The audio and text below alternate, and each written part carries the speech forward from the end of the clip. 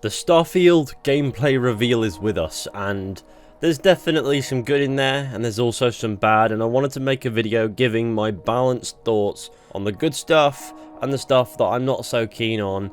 So I've come up with this idea that I'll do it in a little bit of a format known as the good and the bad, which doesn't sound like an original format, and I guarantee you it's not, but it'll probably do.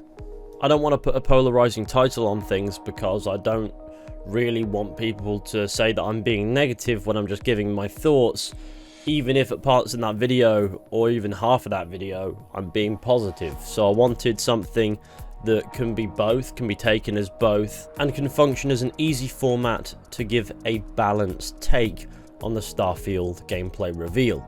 So of course the reveal began with Todd Howard wearing a leather jacket that's probably more expensive than my car. I love this part of Bethesda Game Studios showcases. It's just Todd Howard talking. Really immerses you in the vibe. 16 times the detail. Anyway, I managed to push past his hypnosis hype spell to bring you this balanced thoughts video. So of course we'll start off with the good, and let me just say the soundtrack in the background of this gameplay reveal is incredible. If there's one thing that Bethesda Game Studios titles never fail to deliver on, it's that awesome soundtrack. At every point in this gameplay reveal, that soundtrack felt fitting, it felt right, and that's exactly what you need out of the musical score behind any video game. Also, the HUD is very nice and simple. I quite like that. I don't like HUDs that clutter your screen endlessly. I think that they can be quite invasive, and on this one you've got two things going on. You've got a compass and you've got your health bar, you've got your ammunition and the weapon that you're using and all of that.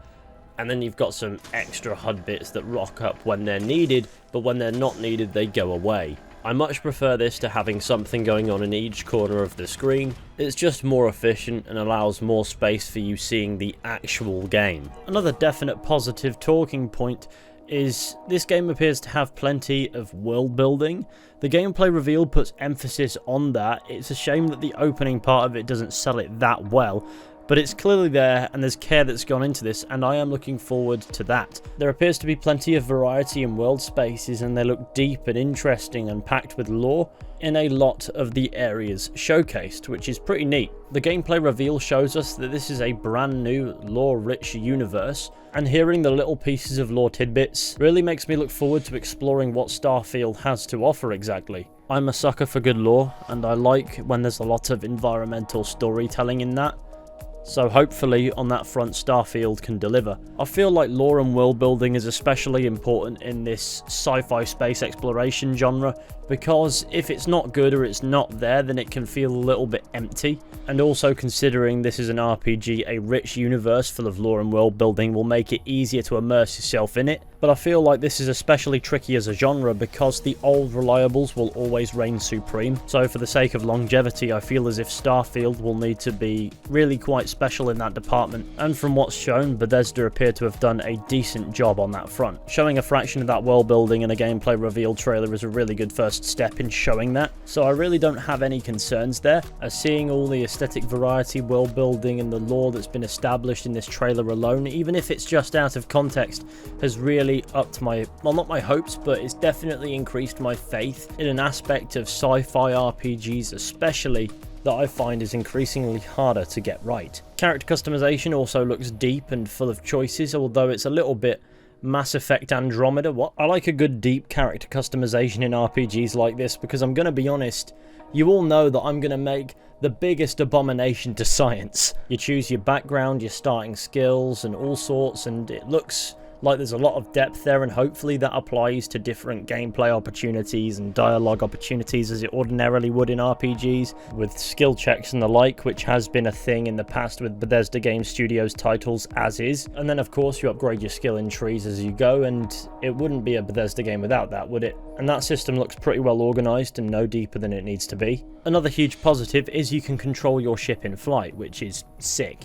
You can also build your own spaceship, and that is going to slap, because customizing the layout to make the perfect ship for you and then getting to choose the crew members sounds really cool. Hopefully many of these characters will have their own personalities and significance that can make the experience unique, as well as their own contributions and benefits, as well as where applicable drawbacks. But again, I look forward to this because you know I'm going to make the most ridiculous ship possible and it's going to be hilarious. Being able to customize your ship is a huge positive that I'm really looking forward to. Visually, in a lot of the shots shown towards the end of this gameplay reveal especially, the game does look really, really nice. And there's plenty of, at the very least, aesthetic variety, the lighting is nice, and I think the reveal did a good job of showcasing all these visuals and all the variety that's going to be in this game as a result. And now, unfortunately, we've got to talk about the things that concern me, you know, the bad, as it were. Please don't hurt me, Todd. So to begin with, in the gameplay reveal, we got a little bit of a sequence on the planet Crete. Now, granted, we didn't see very much, but what concerns me here is that there wasn't really much going on, if that makes sense. Visually, it looks great, but one of the things that I love about Skyrim and Fallout is there's always something that you can see in the distance that piques your interest and makes you go, I want to go in that direction, I want to go there, in this sort of region. And there will be planets like that for the sake of realism, and because it's probably better to have some barren worlds that will not have anything really going on. But in this entire thing, there wasn't anything actually in the distance that made me go, hey, that looks interesting, I want to go in that direction. Or if I was playing, I'd go in that direction. Which makes me think it was probably just a poor choice for the demo, but it is what it is. However, hopefully that's not telling of a vast majority of the rest of the game. The most interesting thing that happened whilst moving through this space in the demo was mining a bit of iron off a cave wall with a laser, No Man's Sky style. I also hope that this is a really minor feature and won't be too telling of something that we'll be doing for half of the time we're playing the game. But no doubt that'll play a huge role in upgrading weapons and your ship, but hopefully it's not too intrusive because it just doesn't look interesting. The gameplay demo did show us a research lab run by pirates and things. However, because the gameplay demo took us there and there's nothing really else going on, it makes me think that this is all there is to this planet. Hopefully I'm wrong on that front, but that's what I'm led to believe based on what's been seen. And since, according to Todd Howard, we can shift about more or less the entire planet and see loads, hopefully that means there'll be plenty of things of interest that are unique to that world when we're on there. Because the thing about games that are set in space with different planets you can explore is each world you visit needs to have its individual world building, because space is the ultimate negative space. You know, there's nothing there and that's its point. But also that means that a lot of what's going on one planet shouldn't necessarily apply to what's going on another. And you want to be able to set the character of these worlds in more ways than just the environment of it, and then the same thing rinse repeat on them, which is a bit concerning when there's over 1,000 planets in this game, which means that a lot of these worlds will probably be barren, not much going on, and then a few more may just wind up being copy and pasted. And hopefully that isn't the case and there are plenty of worlds there that can make up for it, because I feel like 1,000 planets is a huge amount to make interesting, and so a lot of them will probably just be you land, you see the place, you leave. Maybe I'm wrong on this, and maybe they've gone above and beyond and they've actually got 1,000 interesting explorable worlds, with the odd one that's probably not that interesting, and it will need a few of those, don't get me wrong, but only so many, because why would you want to visit so many different worlds? I get it, maybe resource farming is a huge part of the game, but that in itself doesn't look the most interesting, which is why I'm a little concerned. The quality of the open world is more important than the quantity of space, if that makes sense. But that's not to say that everywhere needs to be slackered with things to do. Some planets do need to be more or less dead. You just rock up, you get some resources, you go. Maybe there's some quest that takes you there for a really small reason. But all I'm saying, with over 1,000 planets to explore, I'm really hopeful that they balance it correctly. The final concern I really have is the gameplay.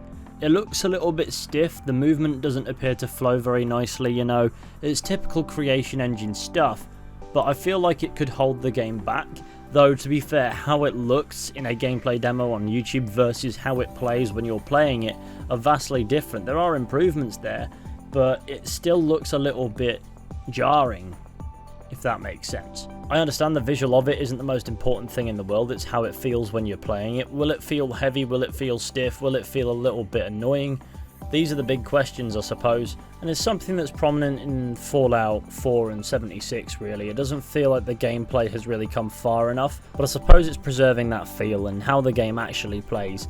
may not be the biggest problem in the world when you're playing it and everything else is really, really good. Like I said, the question I'm asking is the creation engine holding this game back on this front? It didn't seem to look so rough with the spaceflight gameplay. That looks pretty cool actually. I can't wait to get stuck in with that. But I definitely hoped for more updating on this front, and it doesn't appear to have had very much. That being said, there are some features in there that could be interesting to use. But no, most of my concerns have come from that first few minutes of the gameplay reveal. Everything else, I'm just hyped to give this game a crack when it releases next year because it got delayed. Overall, after that gameplay reveal, Starfield doesn't look perfect. However, it does look like it has plenty of promise, and I look forward to seeing how much of that it realises. So what's the thing you're most looking forward to in this game? For me, I can't wait to customise this ship, create an absolute Skoda of space, effectively. Choose my crew and then go on endless adventures. With any luck, the game will hold up. Anyway, those are my thoughts on the Starfield gameplay reveal. Be sure to let me know what your thoughts are besides down in the comments section. Thank you all for watching this video. I really hope that you enjoyed. Be sure to go ahead, leave a like, subscribe, share the channel with your friends and all that wonderful stuff. That would be awesome. And whack that notification bell on as well if you so wish to. It really helps the channel out. And with any luck, I'll be seeing you all very soon with another video at some point. But until next time, take care and goodbye.